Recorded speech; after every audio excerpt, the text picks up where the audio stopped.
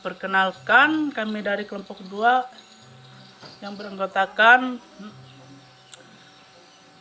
Valeri Maharani, Tania Nopari, Adi Yosef Pratama, Robiani, dan saya sendiri Jepriadi ingin mempresentasikan yang berjudul Pemikiran Ekonomi Kaum Merkantilis.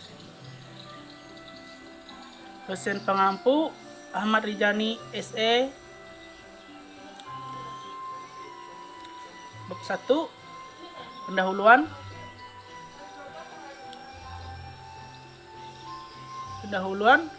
Merkantilis merupakan model kebijakan ekonomi dengan campur tangan pemerintah yang dominan, proteksionisme serta politik kolonial ditunjukkan dengan neraca perdagangan luar negeri yang menguntungkan.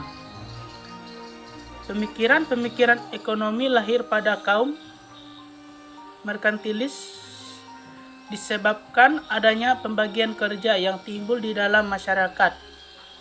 Pembagian kerja secara teknis dan pembagian kerja secara teritorial yang selanjutnya akan mendorong perdagangan internasional. Pemikiran ekonomi kaum merkantilis merupakan suatu kebijakan yang sangat melindungi industri dalam negeri, tetapi menganjurkan persaingan. Sementara itu terjadi pembatasan yang terkontrol dalam kegiatan perdagangan luar negeri. Kebijakan kependudukan yang mendorong keluarga dengan banyak anak. Kegiatan industri di dalam negeri dengan tingkat upah yang rendah. Proteksi industri yang menganjurkan persaingan dalam negeri dan tingkat upah yang rendah mendorong ekspor. Bab 2, pembahasan. Latar belakang timbulnya aliran merkantilisme. Pada zaman purbakala, produksi ditunjukkan ke arah pemenuhan kebutuhan sendiri. Pada waktu itu belum dikenal adanya pembagian kerja, hingga apa yang dibutuhkan seorang harus dibuat sendiri. Lambat laun dengan timbulnya kekeluargaan, mulailah terlihat adanya pembagian kerja. Dalam arti, misalnya bahwa rumah tangga memasak, menanam tanaman-tanaman dengan dibantu oleh putra-putranya. Pembagian kerja ini lambat laun makin meluas hingga lingkungan yang lebih luas, yaitu misalnya dalam lingkungan suku. Kemudian makin meluas lagi hingga akhirnya melampaui batas-batas negara. Pembagian kerja internasional. Merkantilisme merupakan sebuah teori atau praktek ekonomi yang lebih dominan di Eropa dari abad 16 sampai abad ke-18, yang dipromosikan melalui ekonomi pemerintah negara dengan bertujuan menambah kekuasaan suatu negara dengan mengorbankan kekuatan nasional. Sehingganya ini merupakan mitra dari sebuah politik ekonomi monarki absolut atau absolutisme. Dalam penerapan terkini teori merkantilis bervariasi dari suatu penulis ke penulis lain dan sudah dikembang dari masa ke masa, terutama pada barang-barang manufaktur tarif lebih tinggi dan merupakan fitur yang hampir universal dan sebuah kebijakan merkantilis. Latar belakang dan munculnya merkantilisme. 1. Munculnya negara-negara Eropa, Inggris, Prancis, Jerman, Italia, dan Belanda. 2. Negara tersebut ingin mempertahankan kedaulatan, kebebasan, kesejahteraan rakyatnya. 3. Kondisi perekonomian yang kuat diperlukan agar tetap mampu bertahan. 4. Ditetapkannya logam mulia sebagai standar hukum kekayaan suatu negara. 5. Dibukanya jaringan perdagangan, diadakan pelayaran serta eksplorasi ke wilayah-wilayah baru. Pemikiran ekonomi kaum merkantilisme. Pada abad ke-16, banyak sekali tokoh-tokoh merkantilis sehingga di dalam makalah ini tidak dapat diuraikan satu persatu. Tokoh-tokoh merkantilisme dapat dibedakan menjadi dua golongan, yakni golongan tua dan muda. Tokoh pertama yakni tokoh merkantilisme tua memiliki perdagangan tidak sama dengan tokoh-tokoh di zaman kuno. Tokoh-tokoh yang termasuk pada kaum ini adalah Frenchman, J. Bodin, John Helles, Miles, Gerard de Melines, dan Michel Dens. Kaum ini mendukung adanya pertanyaan bahwa negara dikatakan berhasil jika negara dapat memasukkan emas sebanyak-banyaknya ke dalam negeri. Sehingga negara akan menjadi makmur dan kaya. Kemakmuran negara dalam pemikiran kaum ini menitik beratkan kepada kepemilikan emas, karena pada kaum ini beranggapan bahwa emas memiliki kekuatan untuk menentukan kekayaan suatu negara. Berikut ini adalah penjelasan dari beberapa tokoh merkantilisme yang berasal dari golongan tua maupun golongan muda. Jean Bodin 1530 sampai 1596. Jean Bodin adalah seorang ilmuwan berbangsa Prancis yang dapat dikatakan sebagai orang pertama yang secara sistematis menyajikan teori tentang uang dan harga. Menurutnya, bertambahnya uang yang diperoleh dari perdagangan luar negeri dapat menyebabkan naiknya harga barang-barang. Selain itu, kenaikan harga-harga barang juga dapat disebabkan oleh praktik monopoli dan pola hidup mewah dari kaum bangsawan dan raja. Dalam praktik tersebut, biasanya rakyat menjadi korban sehingga sangat dikecam pada saat itu. Dalam bukunya yang berjudul Respons au Paradoxe de Malestroit 1568 dikemukakan oleh Bodin. Naiknya harga-harga barang secara umum disebabkan oleh 5 faktor, yakni 1. Bertambahnya logam mulia seperti perak dan emas. 2. Praktek monopoli yang dilakukan oleh dunia swasta maupun peran negara. 3. Jumlah barang di dalam negeri menjadi langka oleh karena sebagian hasil produksi diekspor. 4. Pola hidup mewah kalangan bangsawan dan raja-raja. 5. Menurunnya nilai mata uang logam karena isi karat yang terkandung di dalamnya dikurangi atau dipermainkan. Bodin sependapat dengan Machiavelli bahwa negara mempunyai kekuasaan yang mutlak terhadap warga negara karena negara berada di atas hukum. Sebenarnya teori yang dikemukakan oleh Bodin ini agak berlebihan, akan tetapi teori ini mencerminkan kebutuhan negara-negara nasional yang sedang tumbuh akan kekuasaan untuk menjaga kestabilan ekonomi dan menciptakan kemakmuran bagi setiap rakyatnya.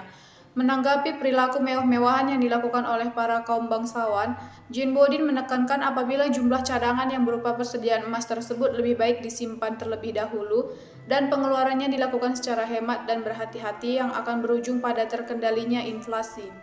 Teori Jean Bodin tentang nilai yang dinilai sangat maju, maka dari itu dalam selang waktu sekitar setengah abad, Irving Fisher menggunakannya sebagai dasar teorinya, yakni teori kuantitas uang. Thomas Moon 1571 sampai 1641. Thomas Moon adalah seorang saudagar kaya yang berasal dari Inggris. Dia banyak menulis tentang perdagangan luar negeri. Buku yang ditulisnya dan sempat menjadi karya yang terkenal berjudul England Treasure by Foreign Trade adalah salah satu sumbangan besar terhadap teori perdagangan luar negeri. Thomas Moon mengecam kaum bullion yang melarang mengalirnya emas ke luar negeri. Menurut Moon, untuk meningkatkan kekayaan negara, cara yang biasa dilakukan adalah lewat perdagangan. Dia berpedoman bahwa nilai ekspor ke luar negeri harus lebih besar dibandingkan dengan yang diimpor oleh negeri itu. Menurutnya pula, perdagangan masih tetap akan menguntungkan sekalipun tidak memiliki emas dan perak. Perdagangan dengan cara melakukan transaksi pembayaran lewat bank, yang digunakan sebagai jaminan kredit adalah komoditi yang sedang diperjualbelikan itu. Suatu negara yang memiliki terlalu banyak uang justru tidak baik karena menaikkan harga-harga, dan meskipun kenaikan tersebut akan meningkatkan pendapatan para pengusaha,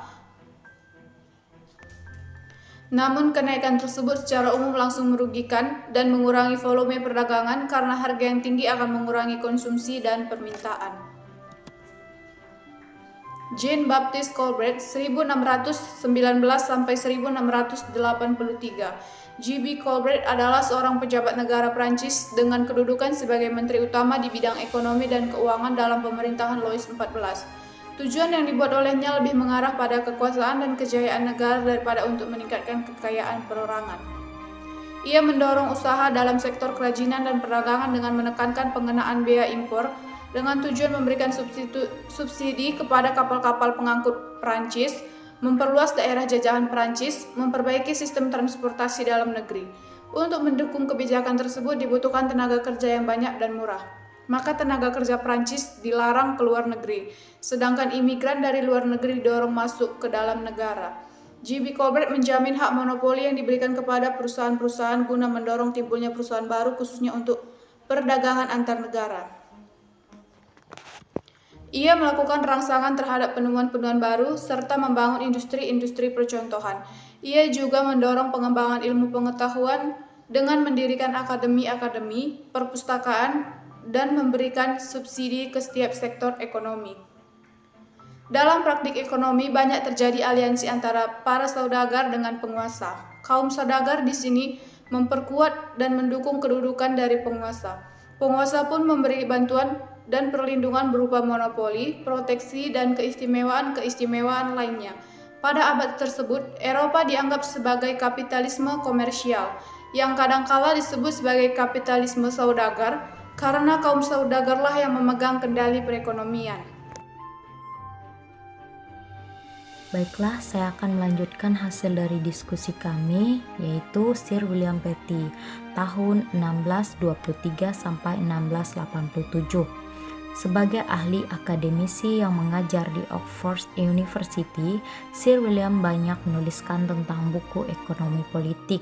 Selain itu, Petty juga dikenal sebagai inovator, ahli bahasa, dokter, ahli musik, pelaut, dan wakil direktur di suatu akademi. Dalam karyanya yang berjudul A Treatise of Taxes and Contribution tahun 1662 yang berisi tentang teori yang menyatakan bahwa bukanlah jumlah hari kerja yang menentukan nilai suatu barang, melainkan biaya yang diperlukan agar para pekerja tersebut dapat tetap bekerja. Dalam hal uang, menurutnya uang diperlukan dalam jumlah secukupnya, tetapi lebih atau kurang dari yang diperlukan dapat mendatangkan kemudaratan. Harga untuk uang adalah bunga modal.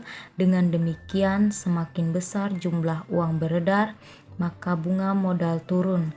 Hal ini akan mendorong kegiatan usaha. Ia juga berpendapat bahwa tingkat harga yang bervariasi proporsionalnya dengan jumlah uang yang beredar. Teori ini yang juga dikembangkan oleh Irving Fisher untuk teori kuantitas uangnya. Karya yang lainnya adalah Political Arithmetic 1676. Dalam karyanya ini, ia menggambarkan bidang metodologi ekonomi. Dengan terbitnya buku ini, maka studi statistik semakin berkembang di Inggris. Dialah yang mengemukakan pertama kali tentang nilai tenaga kerja yang kurang dimengerti oleh ahli-ahli berikutnya sampai tokoh kaum klasik yang bernama David Ricardo. Selanjutnya, Sir Dudley North tahun 1641 sampai 1691. North adalah salah satu tokoh yang mendukung adanya perdagangan bebas tanpa adanya campur tangan dan intervensi dari pemerintah melalui perundang-undangan dan segala peraturannya. Ia menekankan bahwa pemerintah tidak perlu lagi mencegah larinya emas ke luar negeri selama emas tersebut digunakan sebagai keperluan perdagangan. Dalam pernyataannya, fungsi uang dalam perekonomian suatu negara adalah sebagai alat untuk memajukan perdagangan dan bukan untuk simbol kekayaan negara. Negara akan jatuh miskin apabila uangnya digunakan untuk peperangan dan kepentingan pembayaran untuk negara lain. Menurutnya, bunga yang rendah akan mendorong perdagangan dan kemudian akan memperkaya negara. Selanjutnya, David Hume, tahun 1711 sampai 1776. Dalam teorinya, Hume sangat memperhatikan faktor keadilan dan beranggapan bahwa ketidakadilan akan memperlemah suatu negara. Setiap warga negara harus menikmati hasil kerjanya sesuai dengan kesempatan yang diperolehnya. Jika tidak terjadi keadilan, maka kekayaan yang dimiliki oleh kaum kaya akan didistribusikan lagi bagi kaum miskin. Dengan cara itu, maka dapat terlaksanakan keadilan yang diinginkan oleh Hume tersebut. Baik, saya akan melanjutkan pengaruh merkantilisme di berbagai negara, khususnya negara yang terpengaruh merkantilisme. Negara-negara tersebut mendapat pengaruhnya. Ada 3 negara, yaitu Inggris, Belanda, Perancis. Merkantilisme di Inggris dimulai pada zaman pemerintahan Raja Henry ke-7 sampai dengan Ratu Elizabeth I. Tokoh merkantilisme yang terkenal, Perdana Menteri Cromwell 1558 sampai 1603, di mana tindakan Cromwell adalah sebagai berikut: melindungi perikanan dengan cara melarang rakyat memakan daging pada hari-hari tertentu dan menggantinya dengan ikan. Dan selanjutnya melindungi peternakan dan industri wool melalui undang-undang peci, yaitu setiap pria berusia di atas 6 tahun harus menggunakan peci dari wool. Selanjutnya mengeluarkan undang-undang pelayaran yang disebut Acts of Navigation, yang berisi bahwa semua kegiatan ekspor dan impor dari dan ke Inggris harus menggunakan kapal Inggris. Selanjutnya merkantilisme di Belanda. Bisa kita lihat di Belanda dibentuknya POC, yaitu pada tahun 1603. Praktek merkantilisme Belanda berlaku tidak hanya di negaranya, tetapi juga semua negara jajahannya, termasuk Indonesia. Tujuan merkantilisme Belanda sebagai berikut: memperluas daerah koloni, mencari bahan baku industri berupa rempah-rempah, kopi, kelapa sawit, cengkeh, dan lada, dan memperluas daerah pemasarannya. Yang terakhir adalah merkantilisme di Perancis. Dimulai dari Raja Louis ke-11. Masa kejayaannya merkantilisme di Perancis terjadi di bawah Menteri Keuangan Jean Calvet Padan. Masa pemerintahan Raja Louis ke-14 sehingga merkantilisme di Perancis dikenal dengan sebutan Calvetisme dengan tujuan utama memajukan industri. Isi peraturan Calvetisme adalah sebagai berikut: 1. Menghapus daerah bea cukai dalam negeri sehingga peredaran barang menjadi lebih lancar dan harganya lebih murah. Yang kedua, dilarang mengimpor barang yang dapat dihasilkan sendiri atau barang impor tersebut dikenakan pajak yang tinggi. Terakhir, produksi dalam negeri yang diperlukan dilarang untuk diekspor, namun barang dari luar negeri yang sangat diperlukan untuk mengembangkan ekonomi diberikan keringanan atau dibebaskan dari pajak impor. Baik, akan saya lanjutkan penutup. Kesimpulan, pemikiran ekonomi kaum merkantilis merupakan suatu kebijakan yang sangat melindungi industri dalam negeri, tapi menganjurkan persaingan. Sementara itu, pembatasan-pembatasan yang terkontrol dalam kegiatan perdagangan luar negeri.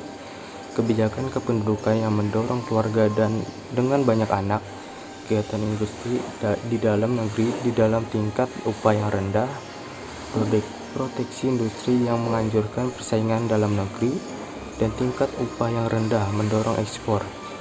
Merkantilisme berkembang pada abad ke-15 sampai 17 dan berasal dari kata merchant yang artinya perdagangan. Walaupun para ahli masih meragukan apakah merkantilisme benar merupakan suatu aliran atau mazhab atau bukan, namun aliran ini memiliki dampak yang sangat besar dalam perkembangan teori ekonomi. Pengaruh merkantilisme ini menyebar di berbagai negara dan mempengaruhi negara-negara tersebut.